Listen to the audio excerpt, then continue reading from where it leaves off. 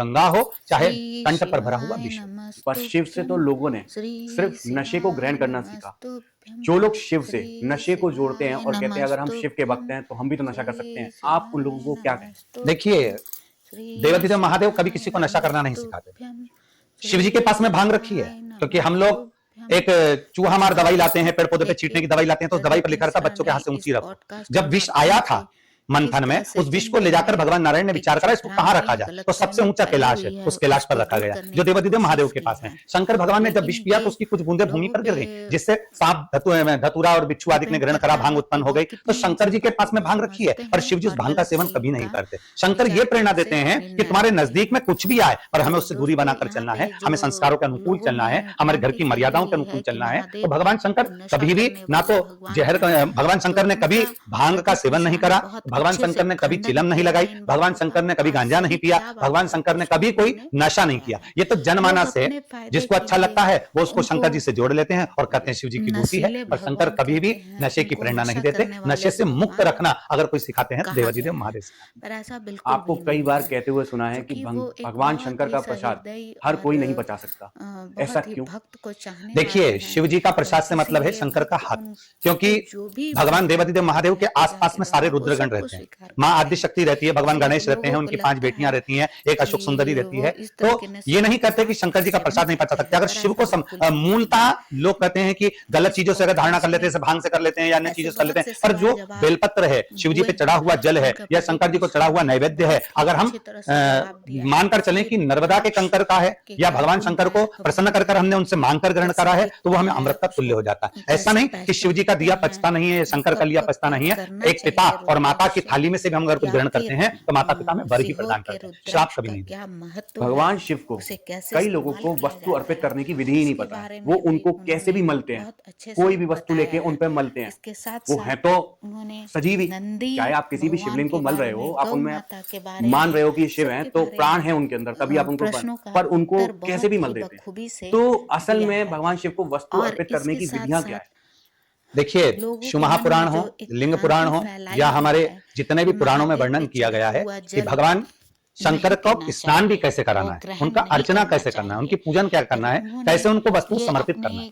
आज के समय में देवाधिदेव महादेव को कोई भी सामग्री चढ़ाई गई, हाथ में अपने बहुत सारी चूड़ियां हैं, हाथ में अंगूठियां हैं, हाथ में बहुत सारे धागे वगैरह बंधे हुए, हम भगवान शंकर को मल रहे हैं और उनको खरोच लग रही है, तो ये श्रेष्ठता नहीं है। जैसे एक छोटा सा बालक होता है, हम बालक से जैसा स्नेह करते हैं वैसा स्नेह अपने प्रभु से करना चाहिए। वो स्नेह अपने जिस परमात्मा का हम भजन कर रहे हैं, चाहे राम हो, चाहे कृष्ण हो, चाहे शिव हो, उससे वो ऐसा प्रेम करो जैसे बाल्यावस्था में बच्चे से करते हैं। उसको कोमलता से स्पर्श करना, कोमलता से वस्त्र धारण कराना, कोमलता से उसका श्रृंगार करना। तो मेरे देवाधिदेव महादेव को भी सहजता से, आप अगर जरूरी नहीं कि मलोगे ही तो भगवान शंकर का श्रृंगार होगा, भगवान शंकर को ऊपर से जल चढ़ाकर भी आप आनंद ले सकते हैं, सुंदर बेलपत्री से श्रृंगार कर भी आप आनंद ले सकते हैं। हमने अपने शिव पुराण के माध्यम से शिव जी को कैसे बेलपत्र चढ़ाना है, कैसे धतूरा चढ़ाना है, कैसे हमको जल चढ़ाना है, पूरे विधानों का वर्णन किया कि किस तरह से हम शिव को रिझा सकते हैं। पर भ्रांतियां इतनी हो जाती हैं, लोग इतने भ्रम में पड़ जाते हैं कि शंकर जी को अपन ने दही डाला तो अच्छे से मलना ही है, उसमें अंगूठी भगवान को लग रही है, चूड़ियां भगवान को लग रही है। तो ऐसा नहीं कि हमारे कारण भगवान को चोट पहुंचे। देवाधिदेव महादेव तो भोले हैं,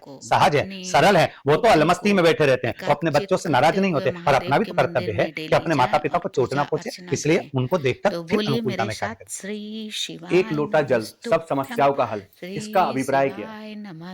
देखिए, ये जो शब्द लिया गया है, ये शब्द आज का नहीं, भगवान शंकर ने जितने विवाह करे, चाहे सती माँ हो, उमा हो, कात्यायनी हो, कुष्मांडा हो, स्कंदा हो, जितने जितने माता ने भगवान शिव ने विवाह करे हैं, पार्वती से लेकर, इन सभी माताओं ने भगवान शंकर को एक लोटा जल समर्पित किया है। और शिव जी को जल चढ़ाते चढ़ाते फिर अगर त्रेता का समय देखा जाए, उसमें मेरे राम जी ने एक लोटा जल समर्पित किया है, फिर द्वापर देखा जाए तो मेरे भगवान कृष्ण ने एक लोटा जल समर्पित किया है। तो इसको आज का हम वर्णन नहीं करेंगे कि सारी समस्या का एक लोटा जल है। हम पूर्व में जितने समस्या देखते आए हैं, सबको एक लोटा जल चढ़ाकर शिव जी को सबने अपनी समस्या का हल किया है। तो आज भी शिव को एक लोटा जल चढ़ाइए और अपनी समस्या का हल कर लीजिए। पर वो सच्चे मन से शिव को समर्पित होके, भाव सांस्कृतिक वस्तुओं का लोभ रखते हुए ना। देखिए, शंकर को सांस्कृतिक वस्तुओं का लोभ होता ना, या हम शिव जी को रिझा सकते थे पीतांबर देकर, अंबर देकर, छप्पन भोग देकर, हीरे मोती देकर। मेरा शंकर से कभी नहीं रिश्ता। मेरे शंकर को तो तुम्हारा निर्मल मन सो मोहि पावा। भगवान शंकर को तो तुम्हारा हृदय जितना शीतल है,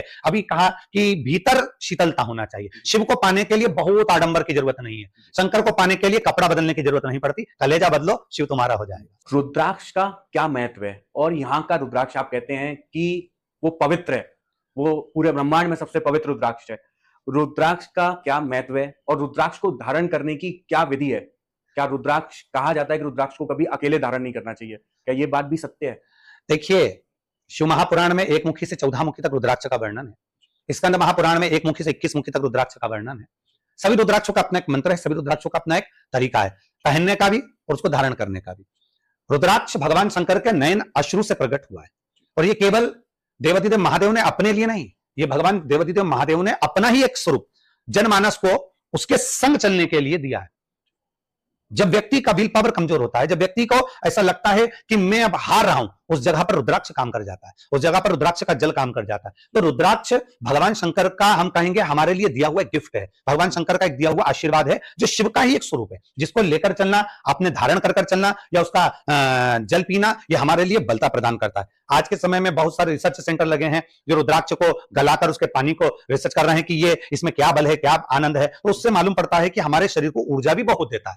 जैसे किसी शिवलिंग के करीब में जाते हैं तो ऊर्जा प्राप्त होती है, ऐसी रुद्राक्ष से ऊर्जा प्राप्त होती है। और बात रही सीहोर के रुद्राक्ष का, तो सीहोर का जो रुद्राक्ष होता है वो गंडकी का रुद्राक्ष होता है। अर्थात नेपाल में जितने भी रुद्राक्ष होते हैं वो वृक्षों पर होते हैं, उसको तोड़ा जाता है, उसको लाया जाता है और उसको बेचा जाता है। यहाँ जो रुद्राक्ष आते हैं जो नीचे गिर जाते हैं गंडकी नदी के अंदर, वो बहकर जो एकत्रित हो जाते हैं एक और गंडकी के जल से जो आनंदित हो जाते हैं, उस जल से, जिस जल में शालिग्राम भगवान प्रकट होते हैं, उसी जल का ये रुद्राक्ष होता है जो सीहोर में प्राप्त होता है। उस रुद्राक्ष को लोग रोग मुक्ति के लिए, कार्य सिद्धि के लिए उसको धारण करते हैं। और रुद्राक्ष ऐसा नहीं है कि जोड़े से पहनना है, रुद्राक्ष को कोई भी मनुष्य कभी भी किसी भी रूप में अपने शंकर के करीब में, जैसे कहते हैं ना कि माता पिता के पास जाने का कोई समय नहीं होता, शिव के पास जाने का कोई समय नहीं होता, और रुद्राक्ष के पहनने का कोई समय नहीं होता। जब चाहे जब देवाधिदेव महादेव का रुद्राक्ष धारण कर सकते हैं। जी, असली रुद्राक्ष की पहचान क्या है? क्योंकि आजकल के तीर्थों में कहीं भी जाओ तो प्लास्टिक के रुद्राक्षों की माला सर्टिफिकेट के संग मिलती है। लोग बागों को तो कलयुग का प्रभाव है कि उनको ये भी नहीं लग रहा कि महादेव उसकी भी सजा कहीं देंगे, पर जो लोग पक्के भाव से ले रहे हैं उनके लिए असली रुद्राक्ष का क्या पहचान है? देखिए, असली रुद्राक्ष, जैसे कुबेरेश्वर धाम का जो रुद्राक्ष है वो तो तांबे के कलश में गलाते हैं, और उसको गलाया हुआ पानी 1 साल, 2 साल, 4 साल, 10 साल, 15 साल तक भी यूज करते हैं, तो रुद्राक्ष कभी सड़ता नहीं। और कहीं के रुद्राक्ष का वर्णन अगर हम देखते हैं तो प्लास्टिक का रुद्राक्ष थोड़े दिन में गल जाता है, उस पर काई जम जाती है, सड़ जाता है। पर रुद्राक्ष की पहचान करना है तो शहद का जो जल होता है उसमें हम रुद्राक्ष को जब डालते हैं तो उस रुद्राक्ष के कारण, उस जल के कारण रुद्राक्ष ऊपर और नीचे कई बार उसमें उत्पन्न होता रहता है। और उस रुद्राक्ष को अगर 5 दिन या 7 दिन तक हमने उसको पानी के अंदर डाल के रख दिया तो रुद्राक्ष थोड़े समय के बाद अपने आप टूट जाएगा या सड़कर गिर जाएगा। और असली जो रुद्राक्ष होता है वो हमेशा 1 साल से मतलब नहीं, जीवन पर्यंत आप गले में धारण करिए। असली रुद्राक्ष टूटता नहीं, बेकार होता नहीं, ना सड़ता है, उसकी पहचान ही यही। रुद्राक्ष शिव जी को अति प्रिय है, इसकी चर्चा हमने की, पर शिव जी को प्रिय नंदी भी है, यानी कि गौ। तो गौ सेवा का क्या महत्व है, या गौ सेवा करने से हमें क्या मिलता है? देखिए, भगवान शंकर नंदी पर विराजमान है, धर्म पर विराजमान है। गौ माता पृथ्वी का रूप है जो शीतलता देती है। एक कथा हमारे शास्त्रों में आती है, जिस समय पर भगवान शंकर पर गौ माता अपने बेटे मनोरथ को दूध पिला रही थी, अपने पुत्र को दूध पिला रही थी, और गौ माता जब अपने बेटे मनोरथ को दूध पिला रही थी उसका फेन शिव जी पर उड़ गया था। शंकर भगवान को क्रोध आ गया था। शिव जी गौ माता के करीब में गए तो गाय माता ने भगवान शंकर को अपने श्वास से खींच लिया था और शिव को अपने अंदर धारण कर लिया था। कई वर्ष तक भगवान शंकर गौ माता के उदर में बैठे रहे। 33 कोटि देवी देवता शंकर जी की आराधना करने के लिए गौ माता की आराधना करते रहे। फिर गौ माता की आराधना माता पार्वती ने करी, तब भगवान शंकर गौ माता के शरीर से प्रकट हुए, जिनको नंदीश्वर भी कहा जाता है। तो हमारे यहाँ शास्त्र कहता है जैसे 33 कोटि देवी देवताओं ने गौ माता की सेवा करी, अर्चना करी, आराधना करी, तो जनमानस के कल्याण के लिए शिव प्रकट हुए। उसी तरह गौ माता स्वयं आत्म संसारिक जीवों के कल्याण के लिए भूमंडल पर है। तो भगवान शिव ने स्वयं शिव महापुराण में कहा है कि जब तक भूमि पर गौ माता की सेवा होती रहेगी, गौ माता के खुर की रज पड़ी रहेगी, तब तक ये ब्रह्मांड मेरे अनुकूल चलता रहेगा और मैं ब्रह्मांड पर आशीर्वाद प्रदान करता रहूंगा। तो हम तो संपूर्ण विश्व से यही कामना करते हैं कि गौ माता की सेवा ही प्रधान है, उसको करते रहे।